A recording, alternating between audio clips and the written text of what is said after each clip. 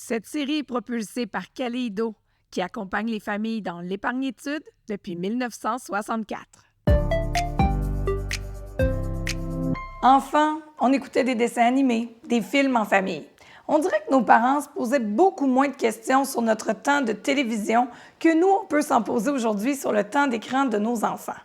En même temps, la science aujourd'hui nous démontre les impacts qu'ont les écrans sur leur cerveau, leur niveau d'attention, le développement de leur langage. D'un autre côté, la multitude des plateformes amène nos enfants à vouloir écouter les écrans. Et on va se le dire, ça peut nous offrir une pause bien méritée comme parents. Mais où traçons-nous la ligne? Est-ce que les écrans, c'est mauvais à tout prix? Est-ce qu'on doit les empêcher? Est-ce que c'est possible de les interdire?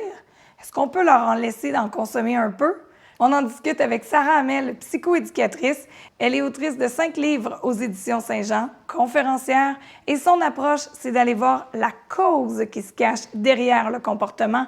Elle est très drôle. Elle vulgarise le contenu scientifique à merveille. Vous pouvez la suivre sur Instagram. Également, Julie Parent, qui est orthophoniste. Elle offre de l'accompagnement parental, des formations du coaching. Elle est autrice également. Et elle propose d'interagir avec nos enfants afin de les faire fleurir. Vous pouvez la suivre aussi sur Instagram. On vous propose une minute santé où une infirmière clinicienne viendra nous dire ce que la science nous parle par rapport aux écrans et les cerveaux de nos enfants. Alors, paradoxalement, je vous invite à vos écrans afin qu'ensemble, nous soyons à la hauteur de nos tout-petits.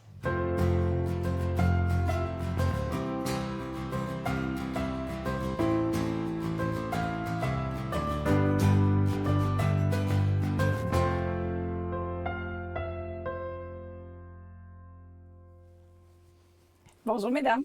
Hey, allô, Maggie. Salut. Aujourd'hui, on parle des écrans. J'allais dire sujet controversé, je pense, hein? Surtout ces temps-ci, avec tous les changements. Ça dépend. J'imagine que vous devez le sentir sur vos réseaux que c'est controversé. Mais aujourd'hui, je veux vraiment qu'on regarde qu'est-ce que la science nous dit, qu'est-ce qu'on est capable de faire pour vrai, puis comment peut-être chaque parent qui nous écoute pourra trouver son positionnement dans tout ça. Parce que de dire du jour au lendemain, on les bannit à 100%, je pense que c'est irréaliste et probablement pas souhaitable non plus.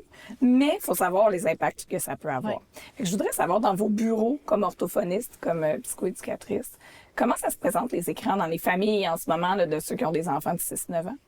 Mais moi, ce que je constate, c'est que en ce moment, quand on se demande mais pourquoi les écrans ont autant de place dans les familles, ben c'est vraiment une question qui est super large en fait. C'est multifactoriel et c'est macrosystémique. Oh boy! C'est pas... Explique-nous ça. C'est que c'est pas de la faute des parents, mettons. C'est pas de la faute des enfants comme tels. Il faut vraiment regarder cette question-là dans tous ces systèmes. On vit dans une société qui a un rythme effréné. Les parents sont épuisés. Ah oui. Ils vivent bien souvent leur parentalité dans la performance. Puis ça, c'est sans compter tous les autres aspects de leur vie qui vivent dans la performance. Ce qui fait que on a un rythme de vie qui est effréné là, en Amérique du Nord. Puis ça fait en sorte que puis je vais ajouter aussi un autre facteur qui est super important, qui est le fait qu'on vit notre parentalité de manière plus isolée que jamais. OK? Maintenant, si on regarde ce que la nature a prévu pour nous autres, là, pour notre espèce, on est supposé vivre en petite communauté, en clan. Puis là, ce qu'on voit quand c'est ça qui arrive, parce qu'il y a encore des sociétés sur notre planète qui vivent comme ça, là. Puis ce qu'on voit quand c'est ça qui se passe, c'est que les parents, ils vont partager les tâches avec les autres parents. Si dans la communauté, quand c'est le temps de manger, là, il n'y a pas 15 recettes, il y a 15 familles différentes. Non. Il va y avoir une recette, puis tout le monde va mettre la main à la pâte, puis tout le monde va partager ce moment-là. Pendant ce temps-là, pendant que les adultes travaillent, font leurs tâches, puis qu'ils sont dans la connexion, qu'ils sont pas tout seuls, les enfants, eux, ils jouent en périphérie, ils s'amusent, ils s'entertainent entre eux. Faut comprendre que les enfants, là, ils carburent à l'interaction. Puis ça, Julien pourrait vous en parler longtemps, là, de ce besoin-là d'interagir pour développer un paquet d'affaires. Mais c'est la base, hein. Puis même nous autres, je dis les enfants, mais les adultes aussi, on carbure à cette connexion-là. Et maintenant, c'est plus ça qui se passe. Nos enfants ont pu ce village-là vers qui se tourner. Donc, quand on regarde, par exemple, le fameux 5 à 7, là, tu sais, le retour à l'école. Oui, le retour de l'école ou de la garderie, la préparation des repas, cette routine-là. Ben souvent, nous autres, les parents, on est dans notre objectif de faut faire les affaires de manière efficace parce qu'on veut pas que nos enfants se couchent à des heures pas possibles. Fait que là, on est dans notre productivité, on est orienté vers un but et ça fait en sorte, bien souvent, qu'on est moins connecté à notre enfant, on est moins dans le moment présent, on est moins dans l'interaction, on est vraiment plus sur notre to-do list que sur notre enfant. Mais notre enfant carbure à l'interaction, à la connexion. Il nous a pas vu de la journée, il a besoin, là. Fait que, il y a comme une espèce de vide relationnel, un vide de connexion qui se passe chez notre enfant. Il n'y a pas nécessairement son village, parce que là, nous, on veut pas qu'il aille nécessairement partir au bout de la rue, parce que là, on soupe dans 15 minutes. Fait que là, on veut pas qu'il parte trop loin. Mais on dirait qu'on le sent moins l'été. C'est vrai que des fois, ils vont aller jouer dans la rue, mettons pas trop loin, mais avec des amis. C'est plus facile. C'est plus facile. Ouais, Ils vont dire, demandent hey, je vais aller faire du vélo. Ils ne demandent pas la télé. C'est ça! On Il y a se rend plus compte. de gens dehors aussi, fait que c'est plus accessible s'il y a des voisins qui sont dehors de dire ben vous pouvez jouer ensemble 15 minutes puis je vais te dire quand ça va être prêt. Fait que quand nos enfants sont face à ce vide, en anglais, on va dire un void, là, c'est comme un creux, là. Il y a quelque chose à remplir. Mais souvent, la télé, ça va être comme l'option facile pour combler ce vide-là. Puis là, tu sais, quand je dis que c'est macro-systémique, j'insiste. Parce que je veux pas que les parents entendent ça et disent « Oh mon Dieu, fait que c'est de ma faute. C'est parce que je suis pas assez dans l'interaction avec mon enfant. C'est parce que je remplis pas ce vide-là. Je suis créé un vide relationnel. Puis là, il faut combiner ça avec quelque chose d'autre. C'est pas de notre faute si on s'est retrouvé dans une société qui nous pousse à se retrouver devant ces enjeux-là. Mais c'est important, par contre, d'en prendre conscience pour voir comment qu'on peut faire pour pallier ce problème-là. Puis c'est parce que nous aussi, on en est victime, entre guillemets, au sens où notre système nerveux, il est sous pression plus que jamais. On veut faire plus de choses, mais on a moins de temps, puis on a constamment ce sentiment-là. On est dans le multitâche technologique, on a des notifications, des messages, on voit tout ça passer. Fait que c'est difficile après, quand la journée est finie, qu'on a l'impression d'avoir couru après notre queue, de pas avoir fait ce qu'on voulait faire, d'être disponible. C'est sûr. D'être Puis dans on a le le moment repas à présent. faire. Puis là, faut que j'écrive à telle personne. Puis là, attends un petit peu. Fait que là, c'est comme si c'était surchargeant pour nous aussi. Fait que ça ajoute une couche de complexité puis de pression aux systèmes familiaux. Puis tu sais, ce qu'on voit aussi sur le plan, tu sais, quand tu disais en clinique, ce qu'on voit, ben c'est beaucoup des enfants qui tolèrent difficilement l'ennui, qui savent qui ont moins leur pulsion de jouer, là, qui savent comme moins comment jouer. Puis j'ai de la misère à dire savoir jouer parce que, tu sais, il n'y a pas de procédure. Puis les enfants le savent intuitivement, mais qui vont avoir plus de difficultés, justement, à s'amuser tout seul. Après ça, il y a tous les impacts sur l'attention, concentration, l'impulsivité. Ça, on le voit beaucoup. Puis, tu sais, sur le plan langagier, ben on le voit depuis des années, puis c'est super bien documenté. Les enfants qui sont beaucoup exposés aux écrans, puis de façon précoce, vont avoir des habiletés langagières qui sont plus faibles, en général. Puis ça, ben, ça va se répercuter sur les apprentissages scolaires aussi. Parce qu'il y a toute la question de l'exposition aux écrans, mais il y a toute la question de s'ils sont en train de faire des écrans, il y a plein d'autres choses qui sont pas en train de faire. C'est ça, ils n'interagissent pas, il y a l'interaction, le plaisir de lire, le jeu libre. C'est toutes des choses qui sont essentielles au bon développement, puis desquelles nos enfants sont privés si le temps est rempli. Toujours par les écrans. Puis, tu sais, quand on est en milieu scolaire, ben, il y a les devoirs, il y a le fait d'écouter le prof, d'être assis longtemps. Fait que pendant ce temps-là, si on rajoute des écrans en plus, c'est quand que les enfants vont jouer. Les habiletés sociales, c'est à travers le jeu que ça se développe le mieux. Quand les enfants jouent entre eux, surtout en multi-âge, c'est magique le multi-âge, c'est le berceau de la démocratie. Les enfants, ils vont eux-mêmes essayer de trouver ils vont proposer des suggestions, ils vont décider ensemble. C'est ça, ils vont déterminer comment ça va se passer. Je dirais que je vis ça au quotidien avec mes 3 multi-âges. Moi, c'est le berceau de la confrontation. Mais c'est extrêmement riche, justement. Puis c'est là que les enfants dans le jeu libre vont le mieux développer leur autocontrôle, le contrôle inhibiteur, là, ce qu'on a donc hâte que nos tout petits développent, là. Puis même nos plus grands, en fait, parce que ça atteint sa pleine maturité autour de 25 ans, cette affaire-là. Là. Fait que, ça reste encore un petit peu. Mais tu sais, il y a tellement d'habiletés qu'on a hâte de voir émerger chez nos enfants. Puis c'est pas en regardant une émission où on leur dit « Répète après moi ». veux-tu jouer avec moi? Tu sais, il y en a des émissions qui se veulent éducatives, puis on a l'impression que ça enseigne des bonnes habiletés, mais c'est pas la manière optimale de développer ces affaires-là. En fait, c'est ça, je vais insister sur un point vraiment important. La plupart des habiletés qu'on souhaite voir émerger chez nos enfants, ce sont des choses qui se développent et qui ne s'apprennent pas. Donc, ça se développe de l'intérieur, de l'inside out. Quand, justement, on plug notre enfant sur un écran, une émission qui se veut éducative, là, on est en train de remplir notre enfant de l'outside in, de l'extérieur vers l'intérieur. Et c'est pas ce que la nature a prévu pour nos enfants. On entrave le processus naturel. Le développement, c'est un continuum. Puis, il faut un peu faire... laisser les enfants jouer. C'est par le jeu. C'est vraiment, la nature, elle a bien prévu les choses. Donnons les conditions favorables à nos enfants, justement, pour que cette émergence puisse se faire.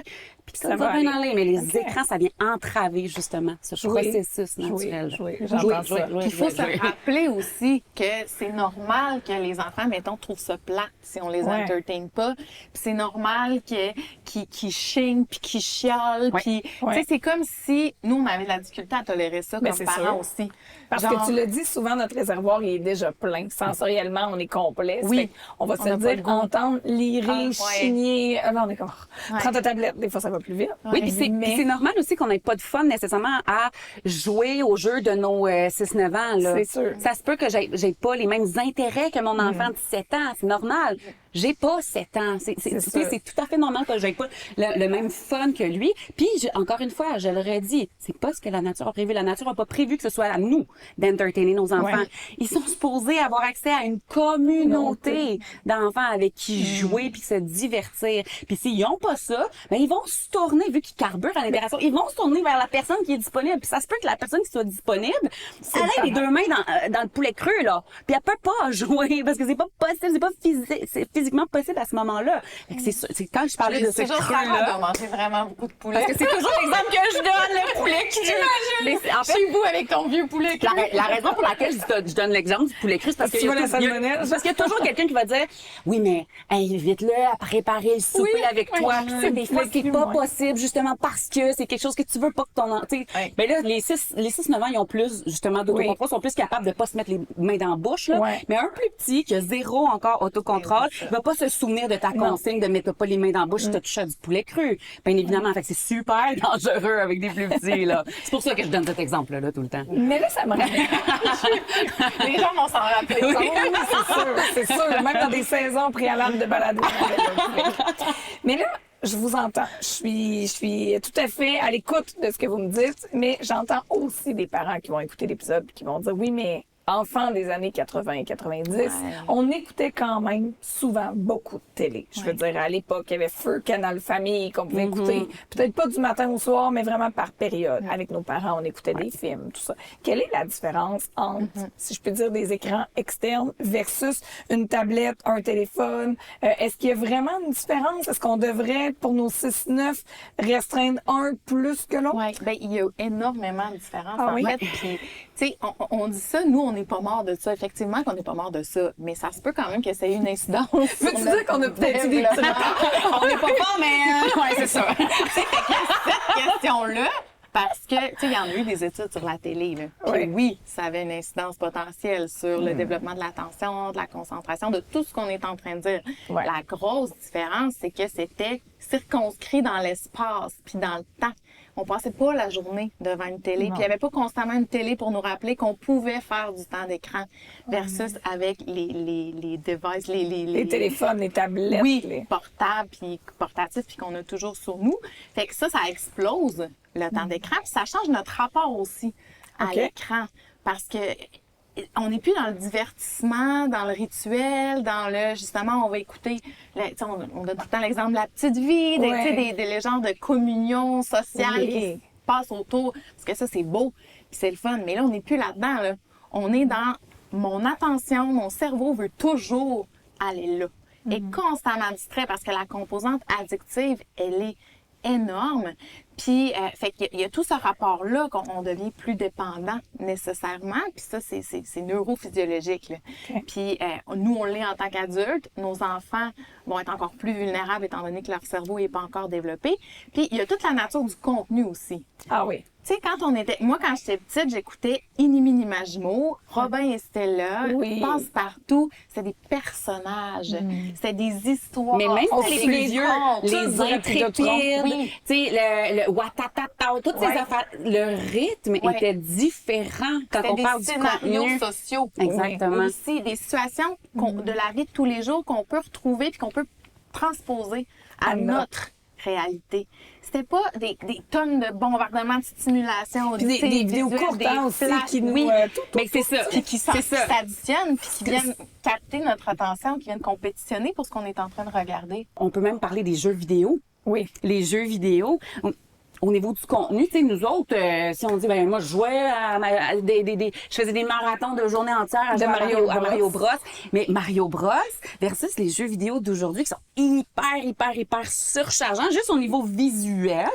Puis c'est que maintenant, la plupart des jeux vidéo vont avoir des mécanismes de rétention du joueur, des mécanismes qui s'apparentent beaucoup aux mécanismes qu'on va retrouver dans les jeux de hasard. Oui, c'est ce qu'on disait, qu'ils sont exposés au gambling très jeune, mais sans qu'il y ait un rapport avec l'argent. Mais ça va être quoi, une récompense instantanée qui donne envie d'en gagner plus? Oui, il y a plusieurs mécanismes qui vont être mis en place. Puis c'est surtout chez les jeux qui sont gratuits qu'on va voir ça, dans le fond. Fait que on paye pas pour le jeu, on a l'impression qu'on paye le fun.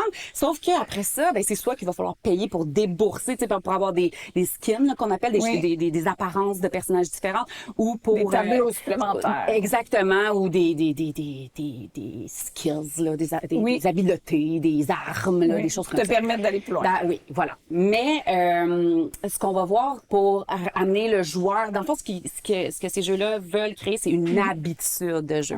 Puis c'est là que ça s'apparente vraiment à de la dépendance. Fait qu'ils vont récompenser le joueur s'il se connecte, mettons, à tous les jours pendant 7 jours. Donc, au bout du 7 jours, ils vont obtenir une récompense. Mais si ils brisent leur strike, là, qu'ils appellent, donc cette série-là, mais là, ils vont avoir une punition. Ils vont perdre ce qu'ils avaient, mettons, ce qu'ils avaient gagné, ou c'est ça, ils perdent l'occasion de gagner. Fait que là, les gens... c'est beaucoup, hein? Ben oui, les jeunes, ils veulent avoir la récompense. Ben, c'est sûr. On l'a vu tout. Oui. Puis, c'est ça, ils vont se connecter le matin, ben là, il va y avoir une petite roulette qui vont leur donner un cadeau. Fait que là, ils ont l'impression vraiment d'avoir un gain en se connectant à tous les jours. Puis des fois, il va y avoir des notifications. « Hey, ça fait quelque temps que tu t'es pas connecté. » Fait que même si l'enfant n'a pas envie de se connecter, on va lui rappeler « Hey, viens te connecter, là, je vais te donner un cadeau si tu te connectes. Donc là, on n'est plus dans une motivation intrinsèque. L'enfant le fait pas parce que ça y tente, il le fait pour obtenir quelque chose en échange.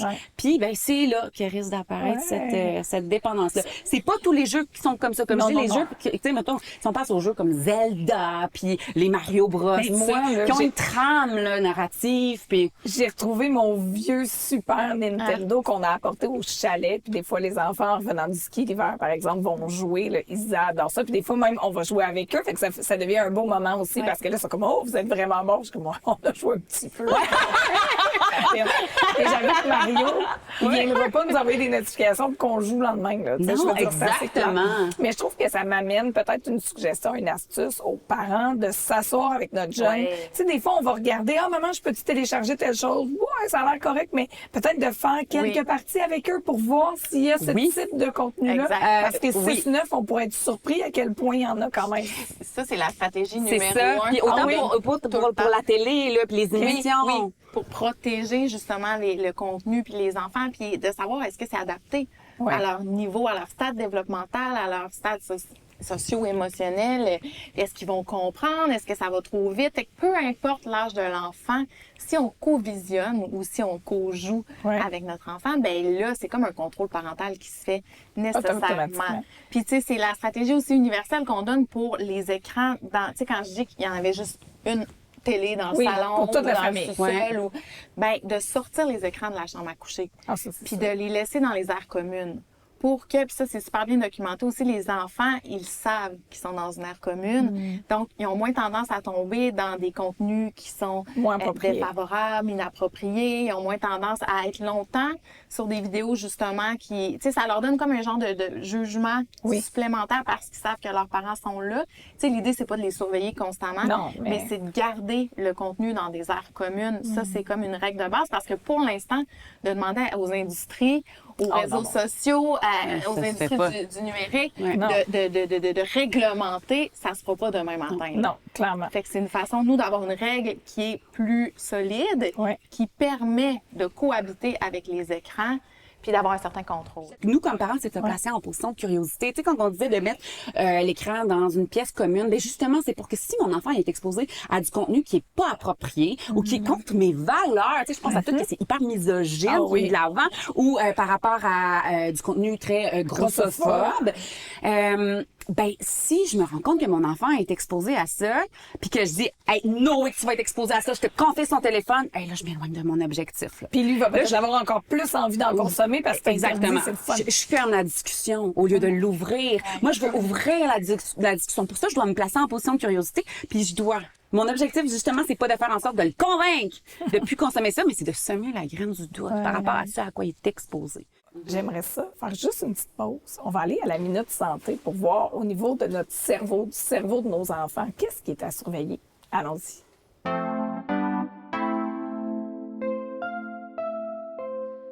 Les directives canadiennes en matière de mouvement recommandent une utilisation maximum de 2 heures d'écran par jour. La Société canadienne de pédiatrie n'impose pas, quant à elle, de limites, mais elle favorise une saine utilisation des écrans. Chez nos 6-9 ans, il n'est pas recommandé d'interdire les jeux vidéo. Il est préférable d'aider l'enfant à l'autocontrôle, à prendre ses limites et à bien gérer son temps d'écran. L'utilisation des écrans comporte des risques.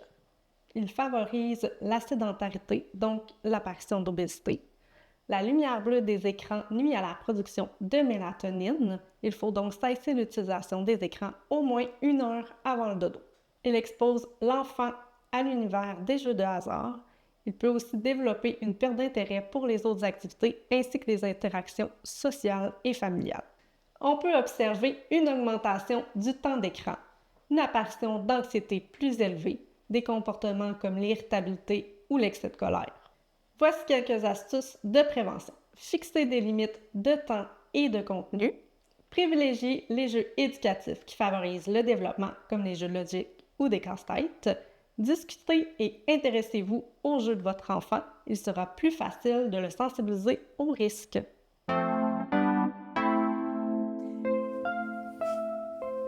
Avant la Minute Santé, on parlait aussi de la coécoute, l'importance de l'implication des parents dans les écrans, ce qu'on donne à nos enfants. Puis tu avais un exemple, Sarah? Oui, bien en fait, tu sais, ce que j'ai envie de dire par rapport à ça, c'est que c'est vraiment notre facteur de protection numéro 1. Si on choisit d'exposer nos enfants aux écrans, ben de le faire en co-écoute, c'est comme ça qu'on va optimiser le temps d'écran. Je vous donne un exemple. Il y a quelques jours, j'étais en train d'écouter une série avec ma fille, puis là, je m'en vais me faire un thé, puis quand je reviens, ma fille elle a les yeux pleins d'eau.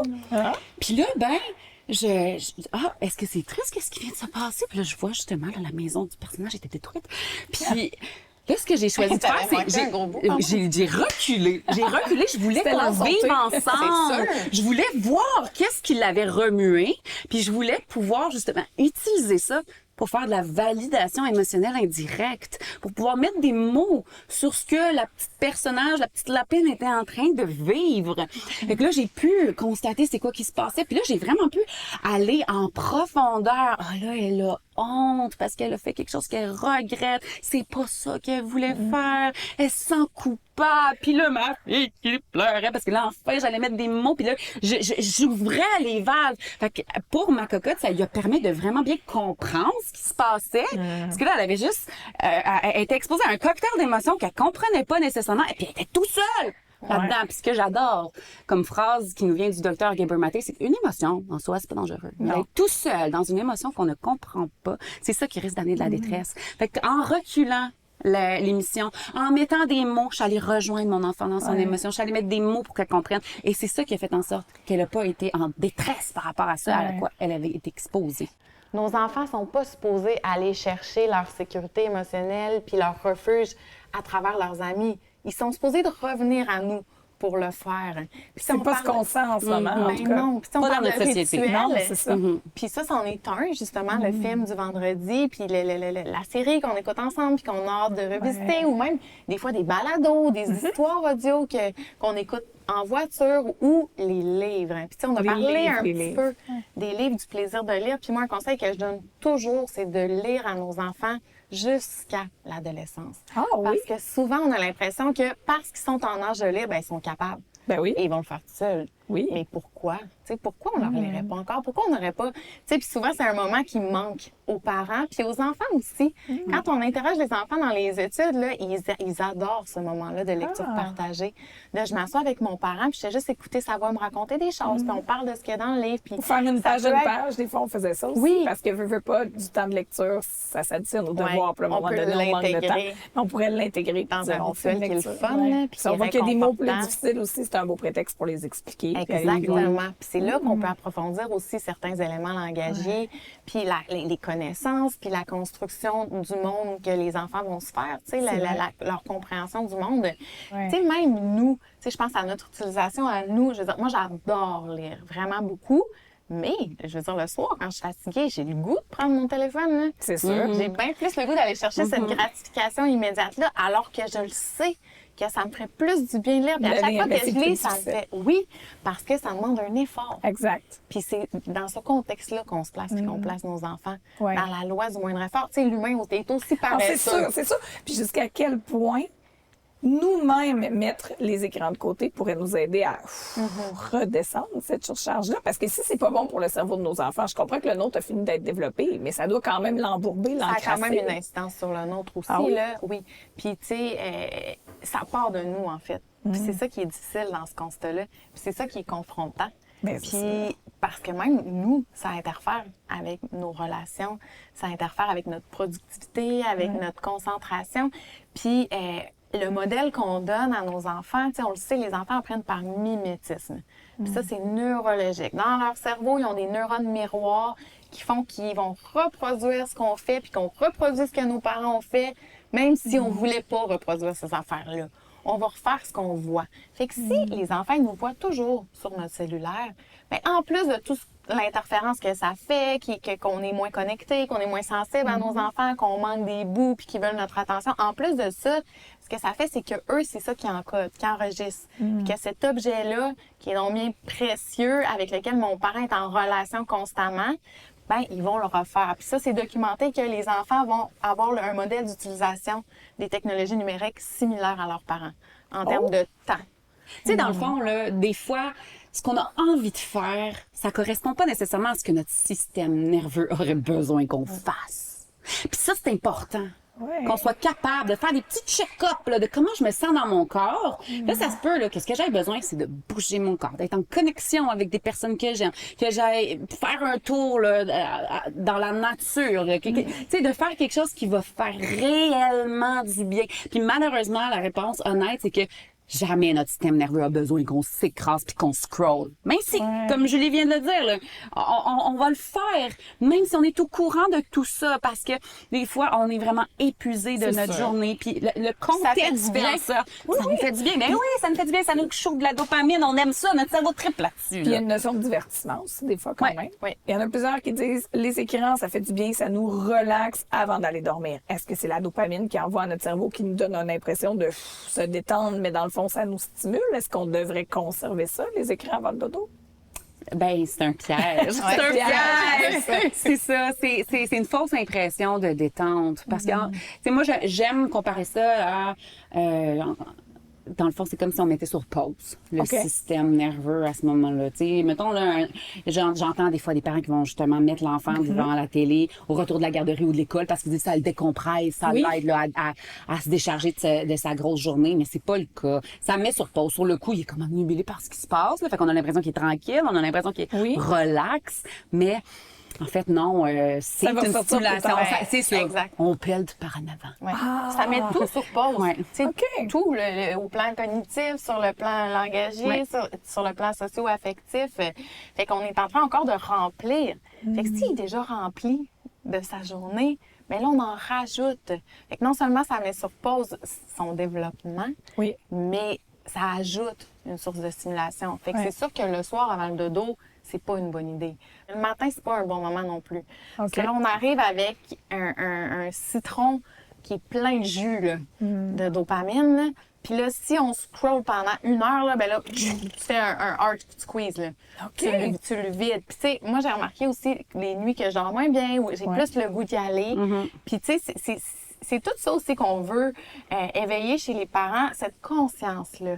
Cette introspection-là. Parce qu'on n'est pas là pour mettre des règles, pour donner des modes d'emploi, mais si on développe cette conscience-là chez nous, ben ça nous aide un peu quotidiennement à nous s'autoréguler, à être attentifs à nos comportements, puis à aider nos enfants à développer cette autorégulation-là, puis à leur en parler, puis à s'utiliser aussi en exemple. Puis ça, c'est des scripts qu'on donne aussi dans le livre, à dire, ben moi, quand je me lève puis que je vais sur mon cellulaire, après ça, on dirait que j'ai pas d'énergie, on dirait que je suis démotivée. Puis toute la journée, j'ai le goût d'y aller, mais c'est pas ça qui me fait du bien. Ce qui me fait du bien, c'est quand je vais dehors, que je prends l'air, que je vois la lumière, que j'intègre du mouvement, que je vais marcher, que je suis en relation. Puis, en terminant, j'aimerais juste qu'on aborde, parce qu'il y a peut-être des parents qui vont se dire, oh là là, depuis que mon enfant est jeune, il y a la tablette, il y a la télé, je ne le savais pas. Puis on l'a dit, le but, ce n'est pas de se taper sur la tête, mais qui veut faire un changement et à la limite qui est inquiet. Est-ce qu'il y a des comportements, parce que là, on a vu que ça avait beaucoup d'impact sur le cerveau, est-ce qu'il y aurait quand même certains comportements à surveiller où on peut se dire, oh là, il y en a peut-être trop, c'est maintenant le temps de consulter. Je sais qu'on peut toujours consulter. Il n'est jamais trop tard. Mais reste qu'il doit y avoir quand même certains comportements. Bien, je dirais quand les écrans deviennent plus importants que l'adulte, c'est là qu'on doit absolument intervenir. Là. Comment ça pourrait se représenter? Est-ce que notre enfant, mettons, ferait des efforts démesurés pour avoir accès à... Que même si je lui propose de jouer avec lui, il va préférer écouter la télé. Que s'il se fait mal, s'il a de la peine, il veut regarder des vidéos au lieu de venir vivre son émotion au sein de notre relation. T'sais, si on voit vraiment... Ce qu'on souhaite, je reviens encore à ça, ce que la nature a prévu pour notre espèce, c'est que les enfants se tournent vers les grandes personnes significatives pour pouvoir vivre ce qu'ils ont à vivre, puis pouvoir être en interaction, puis pouvoir être guidés par ces personnes-là. Ils doivent se tourner vers nous, les grandes personnes, pour pouvoir poursuivre leur maturation. Si on a l'impression qu'ils se tournent davantage vers les écrans, vers les jeux. Lumière rouge. Lumière rouge. Et ça, c'est un piège aussi dans lequel on peut tomber quand notre enfant a des difficultés ou des diagnostics parce que c'est encore plus exigeant. C'est sûr. Pour les parents. Puis là, pendant qu'ils font ça, ils sont bien, ils sont calmes, ils ont l'air concentrés.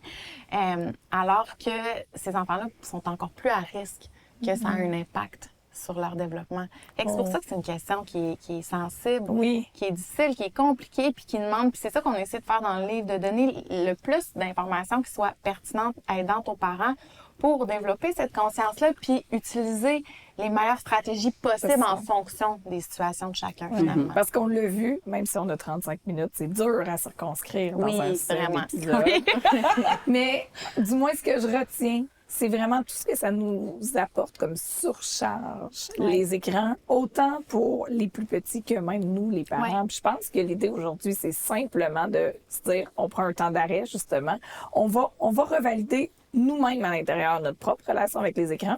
Qu'est-ce qui s'est installé dans notre famille? Puis on ne dit pas que c'est mauvais à 100% de bannir tout le temps, mais comment on peut peut-être recadrer pour favoriser de meilleures connexions, puis en profiter pour vivre de beaux moments en famille autour d'un film, pourquoi pas. Puis se rappeler aussi que le cerveau est très plastique, OK, est très malléable chez l'enfant. Fait que même si on considère qu'on a fait des erreurs ou qu'on n'avait pas les bonnes habitudes, les habitudes, ça change. C'est pas perdu. Le cerveau aussi va se réajuster, va se réadapter. T'sais, on n'a pas brisé nos enfants pour autant. C'est un beau mot de la fin, ça. Oui, chapitre 7. On ne les a pas brisés. Merci, mesdames. Merci.